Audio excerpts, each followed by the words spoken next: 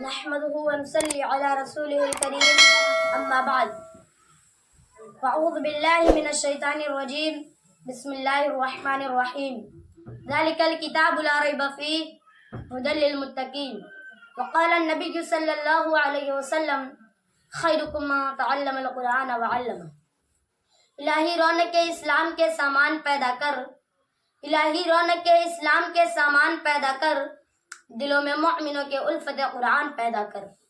صدر محترم، اسٹیٹ پر رونق افروز، بزرگان دین اور حاضرین جلسہ، آج کے اس محفل میں اور آج کے اس مبارک اجلاس میں میرا موضوع سخن دنیا کی سب سے پاکیزہ اور مقدس کتاب قرآن پاک ہے۔ ہمیں چڑھتے سورج کی طرح یقین ہے کہ اس کا ایک ایک حرف سچا اور صادق ہے۔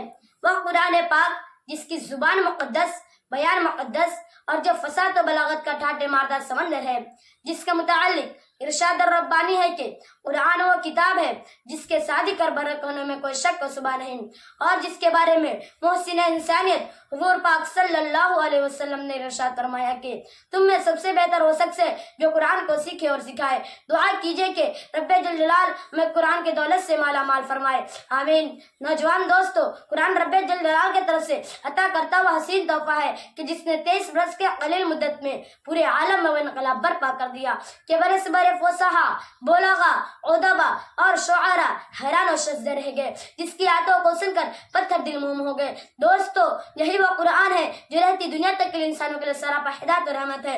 یہی وہ قرآن ہے جس نے رسولوں کے رسالت کے اعزاز بخشا۔ یہی وہ قرآن ہے جس نے پسماندہ قلوب کو تازگی بخشی۔ ہاں، یہی وہ قرآن ہے جس کے برکت سے جنات و شیاطین کا آسمان پر جارہ بند ہوا۔ یہی وہ قرآن ہے جس کے برکت سے عزت و رفعت کے سامیانے گڑ گئے۔ یہی وہ قرآن ہے جس کے بدولت محبوب حقیقی کو رضا نصیب ہوتی ہے۔ یہی وہ قرآن ہے جو سچائی اور امانت داری کا درس دیتا ہے۔ یہی وہ قرآن ہے جس کا مثل پیش کرنے سے عرب کے فصیح و بلیغ زبان دانی کا دعویٰ کرنے والے نے گھٹنے ٹیک دیے۔ یہی وہ قرآن ہے جس کی نظیر پیش کرنے سے ساری دنیا عاجز و قد رہی۔ یہی وہ قرآن ہے جس کے بدولت عمر فاروق رضی اللہ تعالیٰ کو ایمان نصیب ہوا۔ یہی وہ قرآن ہے جس سے ضلالت و گمراہی کے دلدل میں پھنسی انسانیت کو رشد و ہدایت کا پیغام سنایا۔ یہی وہ قرآن ہے جس کے تلاوت میں دل و گواز سے فرت و بشاست کا سامان ہے۔ یہی وہ قرآن ہے جس سے ذہنی قوتوں کو جلا بخشا۔ یہی وہ قرآن ہے جس کے برکت سے حجرے چمن میں بہار پیدا ہوئی۔ محترم حضرات، آج کے اس نازک دور میں حفظ کلام پاک کو فضول سمجھا جاتا ہے، اس کے الفاظ رٹنے کو حماقت بتلایا جاتا ہے اور کہا جاتا ہے کہ اس کا رٹنا اور بے سمجھ پڑھنا بے سود ہے۔ افسوس صد افسوس، اس قرآن پاک کے بارے میں ہمارا یہ خیال جس کے بارے میں شہنشاہ بطحا، تاجدار مدینہ، احمد مصطفیٰ، دو جہاں کے سردار، عبداللہ کے لال، بنو قریظہ کا چمکتا دھمکتا سورج جناب محمد عربی صلی اللہ علیہ وسلم نے ارشاد فرمایا کہ اقرأ وارتقی ورتل کما کنت ترتل فی الدنیا فإن منزلک عند آخر آیات تقرؤها۔ کل قیامت کے دن حافظ قرآن سے پوچھا جائے گا، قرآن پڑھتا جا اور جنت کے درجے میں چڑھتا جا، اور ٹھہر ٹھہر کے پڑھ جیسا کہ تو دنیا میں ٹھہر ٹھہر کے پڑھا کرتا تھا، بس تیرا مقام اور ٹھکانہ وہی ہوگا جہاں تو آخری آیت پر پہنچے۔ یاد رکھیے، یہ قرآن دنیا کی سب سے بڑی نعمت ہے۔ یہ زمین و آسمان، چاند سورج ستارے کی اس نعمت کا مقابلہ نہیں کر سکتے، اور کیوں نہ ہو کہ جب کہ اس کے اتارنے والا بھی امین، جس کے ذریعے اتارا گیا وہ بھی امین، جس ذات پر نازل ہو وہ بھی امین، جس مقام پر نازل ہو وہ بھی امین، جس مہینے میں نازل ہو تمام مہینے سے افضل، اور جس رات میں نازل ہو ہزار مہینوں کے راتوں سے افضل برتر ہے۔ اللہ کا یہ مقدس اور پاکیزہ کلام تمام کلاموں سے افضل برتر ہے۔ حدیث پاک میں آتا ہے فضل کلام اللہ علی شاعر الکلام کفضل اللہ علی خلقہ۔ اللہ کے اس کلام کو تمام کلاموں پر ایسی فضیلت ہے جیسے خدا تعالیٰ شان کو ان کے تمام مخلوق پر اللہ کا دلارا اور خدا کا پیارا نبی ارشاد فرماتا ہے کہ جس نے قرآن پڑھا اور اس پر عمل کیا، اس کے والدین کو کل قیامت کے دن سورج سے بھی زیادہ روشن تاج پہنایا جائے گا۔ غور کرنے کا مقام و مرتبہ ہے کہ جب والدین کو اس قدر نماز سے نوازا جائے گا تو خود پڑھنے والوں کا مقام و مرتبہ کیا عالم ہوگا۔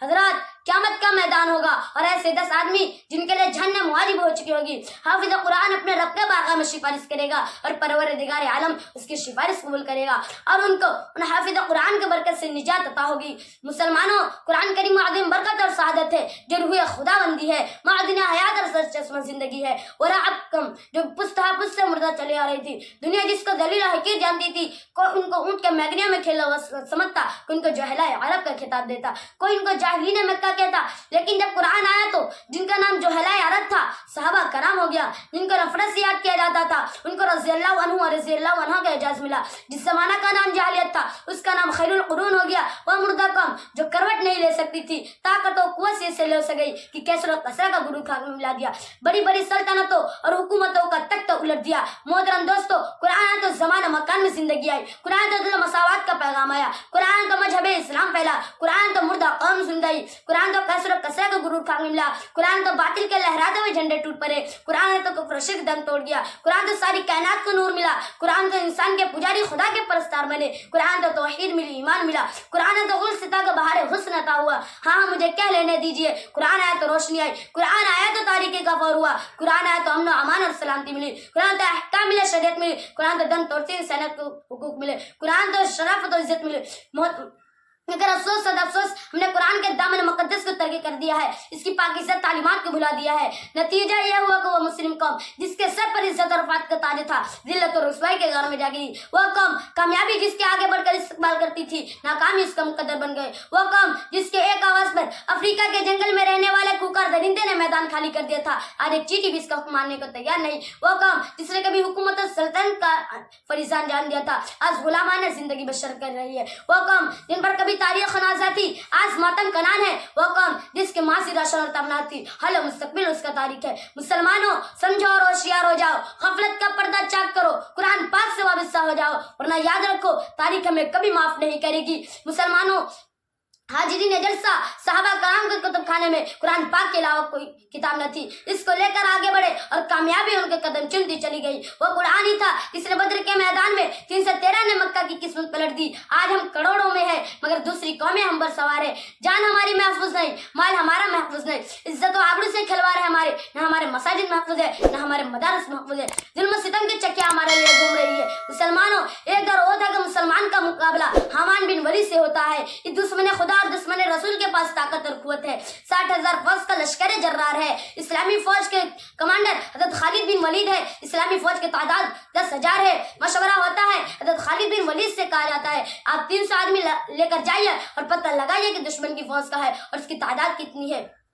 صحابہ عرض کرتے ہیں آپ کے قوت آپ کو مبارک ہو، مگر یہ دنیا دار الاسباب ہے، 30 آدمی سے کچھ نہیں ہوتے، کم از کم 60 آدمی لے جاؤ۔ چنانچہ 30 آدمیوں کو اور اضافہ کر دیا گیا۔ اسلامی فوج کا مختصر سا قافلہ چند میل کے فاصلے پر معلوم ہوتا ہے کہ وہاں دشمن کا لشکر ہے اور اس کی تعداد 60,000 ہے۔ ادھر منتظر صحابہ حضرت خالد بن ولید فرماتے ہیں ادھر منتظر صحابہ کو اطلاع کی ضرورت نہیں، ان سے مقابلہ کے لیے ہم کافی ہے۔ سب نے ایک زبان ہو کے کہا ہم شوق سعادت ہے، جب شہادت سامنے ہے تو دشمن کی کثرت تعداد سے پرواہ کیا ہے۔